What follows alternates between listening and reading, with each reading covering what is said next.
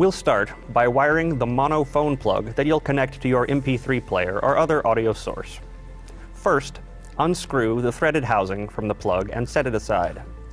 Solder a length of red stranded wire to the center tip contact and another length of black stranded wire to the outer shield contact. Use pliers to crimp the wires in place, then tighten the housing back on. Next, we'll form the coil. Strip about 10 centimeters of 18 gauge solid copper wire and wind 4 turns around the threads of a 1/4-20 bolt. Turn the coiled wire off the bolt as if you're unthreading a nut and clip each lead as shown. Bend little feet on the ends of the leads and adjust them so the coil will stand upright. Holding a pair of pliers in each hand, grab the coil's leads and stretch it evenly along its length until the feet are 12 millimeters apart on center. You may need to even out the coil spacing just a bit with a screwdriver or other tool. Now for the circuit board. Use a straight edge, a utility knife, and the edge of a table to score and snap a 5 by 4 centimeter rectangle from the copper-clad board. This will be your ground plane. Next, score and snap 5 small pads. These will be glued to the board to create mounting points for component leads which are not connected to the ground plane. We'll start building the circuit by mounting the coil. Apply a small drop of glue to the underside of one of the pads. Use tweezers or small pliers to carefully position it near the center of the ground plane. Now glue a second pad to the board as shown.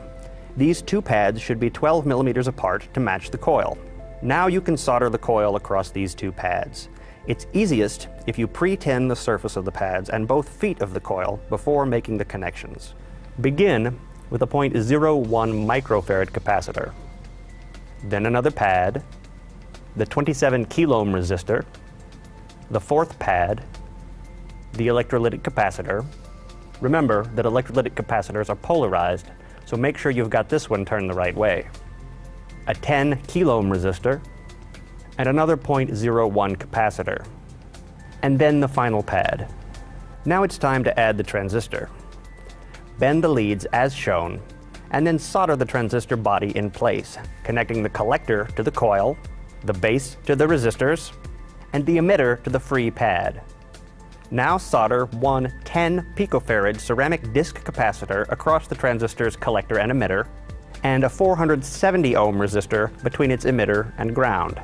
Finally, solder a second 10 picofarad ceramic disc capacitor between the coil and the ground plane as shown. Now we just have to add the battery clip and the phone plug. Solder both black wires to the ground plane, the red battery clip lead to the end of the coil with the resistor, and the red phone plug lead to the negative side of the electrolytic capacitor. Now all that's left to do is power up the circuit by connecting a 9-volt battery and an audio source, like an MP3 player or a smartphone. Start playing a song or other easily recognizable audio track. Then turn on your FM radio and scan through the bands to locate the transmission. If you can't locate your signal at first, try changing the orientation of your receiver's antenna with respect to the board and scan for it again. To make your transmitter more portable, you can attach the 9-volt battery to the back of the circuit board with some Velcro or double-sided tape. Depending on your equipment and the broadcast spectrum in your area, you should be able to receive transmissions up to 30 feet away. It is possible to boost that distance by adding an antenna, but remember that in most countries you are supposed to have a license to operate an FM transmitter. Be considerate of others and remember that unlicensed broadcasters can get in legal trouble if they interfere with normal public use of the radio spectrum. Finally,